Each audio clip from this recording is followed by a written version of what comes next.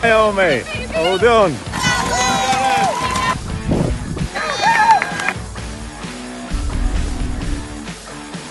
You're running 7th, Gareth, well done.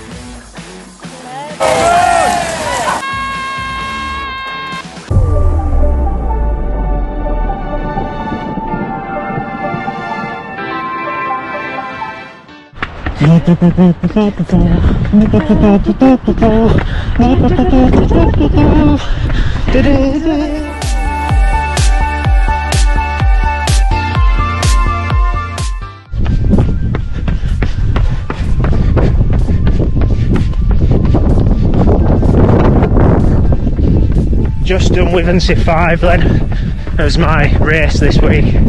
Bit of a tempo run if I'm being honest.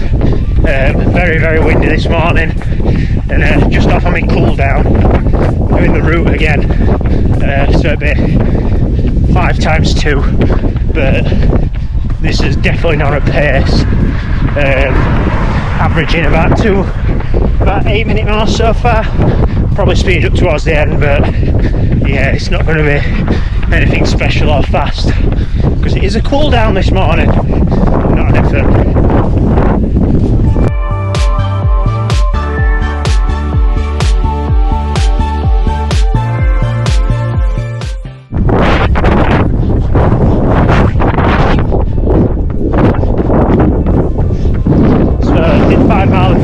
Today as well, so looking for a 17-mile day, so you can correct me from earlier. I'm doing a 7-mile cool down. Don't know if you can tell or the microphone's picking it up, but it's blooming windy, and that'll come into my little race recap later anyway, and I'll talk a little bit more about just how windy it is over in Withernsea today. I'm trying to shout just so you can hear me, believe it or not.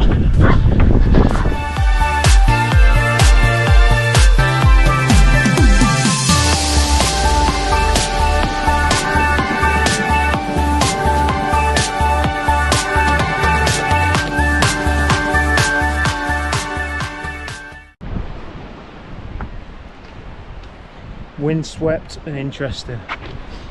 Cool down done. So Withernsea 5 done. Another week in the bag done, and starting now looking towards Berlin. Hotel booked, flight booked, so yeah, it looks good. It's like that old Peter Kay sketch that's not clean enough for YouTube. Booked it, packed it, you know the rest. Anyway, so Withernsea 5, nice flat race. Did it last year, ran 26:45 last year. Today windy as hell, so 27:05. Sat in first place until about mile 4. Young lad called Oliver, runs locally, a lot quicker than me over 10k. Ended up absolutely smashing me at last mile anyway, but yeah, it was a good race and nice to stretch the legs a little bit. 27:05 on the watch, second place, same place as last year. A little bit slower than last year, but yeah, another race done, another race boxed off. Yeah, so this week in training, had a big week, 99 mile, not as big as previous weeks, but it's still a big week nonetheless. I'm just going to walk down these steps to the beach. Tell me you're at Seaside without telling me you're at Seaside. Right, this might be quite romantic actually. Bit of waves crashing in the background, you know. Anyway, so big week in training. I think I've done about 99 miles this week. I'm not chasing miles, I'm not Cookie of old, but I've done 99. I'm not going to round it up to 100, unless I already have by accident, if I'm being honest. So kicked off Monday, 16-mile Monday, split over 2 runs. I've felt quite tired, if I'm being honest, this week when it comes to training. So I don't know which way is best here for wind. Yeah, so I've felt quite tired when it comes to training, but yeah, I've still got it done. Been mindful of recovery and looking after the body. So 16-mile Monday boxed off, 2 runs, nice and easy. Kai's on holiday this week, so majority of my runs have been on my own, and unless I've done a speed session.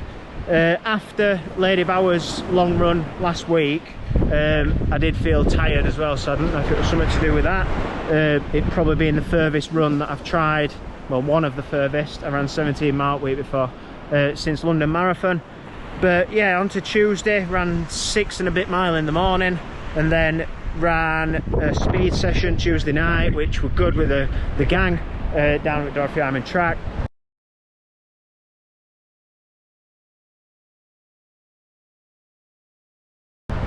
Session was warm up, and then 1k with 800 meters, 1k 200 meter rest, 800 meters 200 meter rest, 600 meters 200 meter rest, 400 meters 200 meter rest, 200 meters 200 meter rest, and then you did it all again, so 1 down back to 2.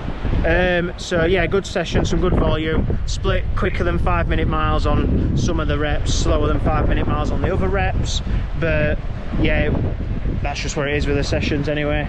And then Wednesday, this week, what did I do Wednesday?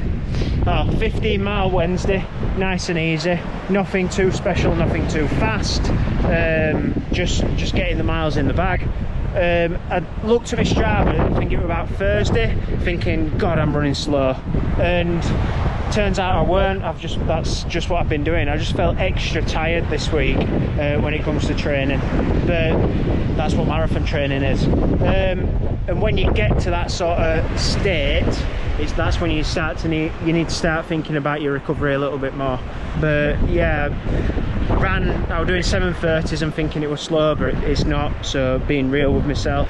And so 15 mile Wednesday, and then Thursday 15 mile again, ran uphill to my parents, put some New Balance RC Elites on, and tried a couple of little like faster tempo stuff, not like just a little bit slower than marathon pace, but just turning the legs over around the new roundabout. I think I averaged for 2 miles, it was 5:54 and 5:54, so yeah, quite happy with the consistency, but yeah, it is slower than marathon pace. And then on to Friday, just ran once on the Friday again, what I should be doing, treating recovery Fridays properly and doing them right. On Friday's run, ended up running 6.5 mile with Naomi, and then 3.5 mile on my own. So that were quite interesting. And we ran with Bessie as well this week, done a few miles off the lead.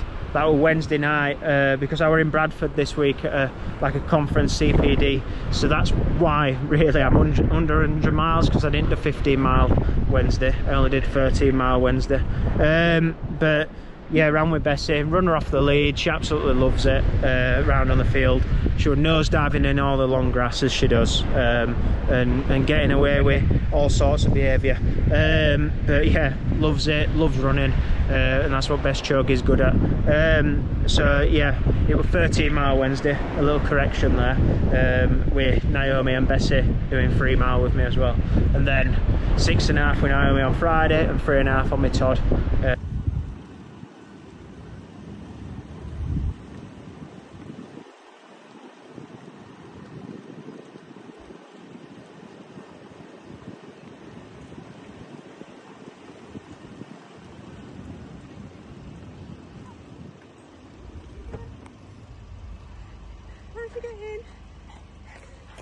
So yeah, 10 mile on the Friday, and then with Withernsea this weekend we decided to go up to Beverley Westwood Parkrun. So it's a parkrun that's entirely on grass around Beverley Westwood. It's Bessie's favourite place in the world. There's cows on the course, there's cow marshals, yeah, and that were interesting. I think around 17:19 on the gun, which yeah, it's a sharp time for that course. Quickest I've done on there is 16:52, which was the first one back after COVID, when parkrun returned. But yeah, that nice course, enjoyable day, and then ran 12 mile in total on Saturday. Did it all in the morning, with some before parkrun and majority after parkrun around Beverley. And it's a good job I know the area, and I've got to know the area, because I definitely would have got lost if it were anywhere else.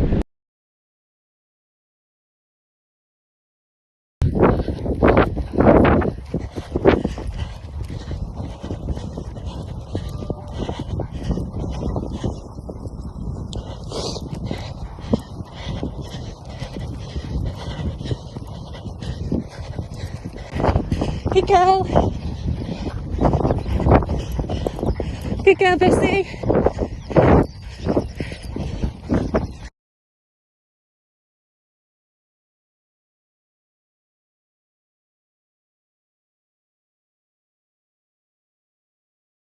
And then rested, recovered, and then into Withernsea. So today my focus has been, I've done 17 mile for the morning.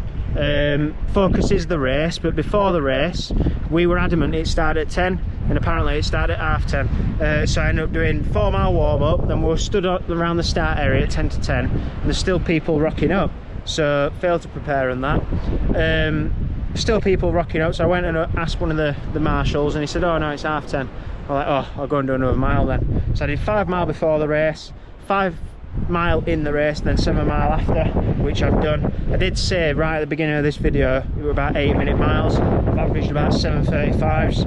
I've got about 0.2 of a mile to jog back to the car from this beautiful romantic spot on the beach. But yeah, that's that. So yeah, I'll just check my Strava, well my Garmin, see what it says what I've done for the week for you. So after this run it'll be 99.3 miles, which yeah, not bad. Miles in the bank, some fast stuff sprinkled in there, and mindful of recovery.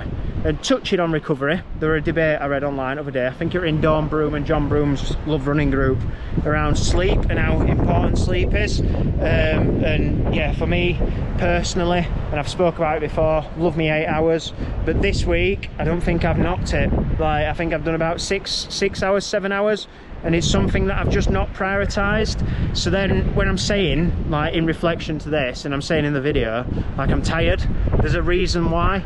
And I have fueled okay, I've eaten okay, I've drunk well, but if I'm not prioritising my sleep, like I'm not the one to, I'm gonna have to, like I'm grumbling because I am tired. Last night on my Garmin it said I had 6.5 hours, and to be honest it's just not good enough. So yeah, I need to be looking at my sleep, having more sleep, getting into bed early and prioritising that, because that's when your muscles, your body recovers, and that's when it takes time to wind down and get it sent fresh again, ready for the big stuff.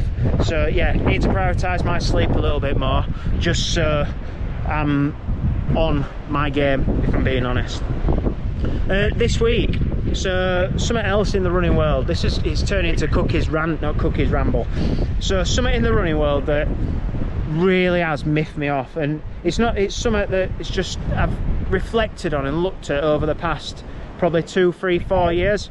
So yeah, I run in super shoes, and so does everyone else, and that's just like, it's just what has happened. It's the way technology's gone and all that sort of stuff. But what has really got on my nerves this week, I've been looking, so I've got a pair of Invincibles on. Yeah, so these Invincibles, I've had probably about 8 or 9 pairs of these now, probably 10 pairs. I'll admit there's 8 pairs in the house that Naomi can see, and then there's 2 pairs that have been thrown into the bin when I first started wearing them, because they're just that old and distressed now.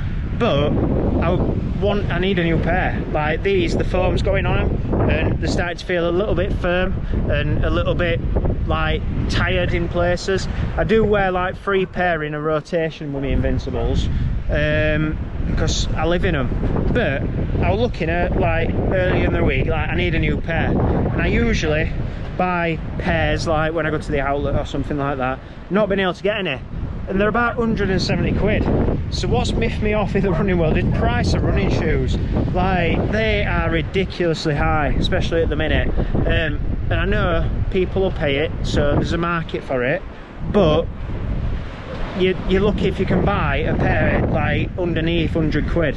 So what I've been thinking about is, like, I do have my secrets. I know how to buy cheap running shoes, and yes, I've changed. So I've bought some New Balance Fresh Foam More V4s. So they're yet to be delivered yet. I'm not a YouTube shoe reviewer, but I know my shoes, and hopefully they'll be half decent. And I've read up on them and all that sort of stuff. Apparently they're not as soft as Invincibles, but we'll see when they get on my my left and right feet. But in terms of like looking to buy cheap running shoes, I've got some top tips for you. So eBay, if you know what you're buying, you know your size, there's nothing wrong with eBay.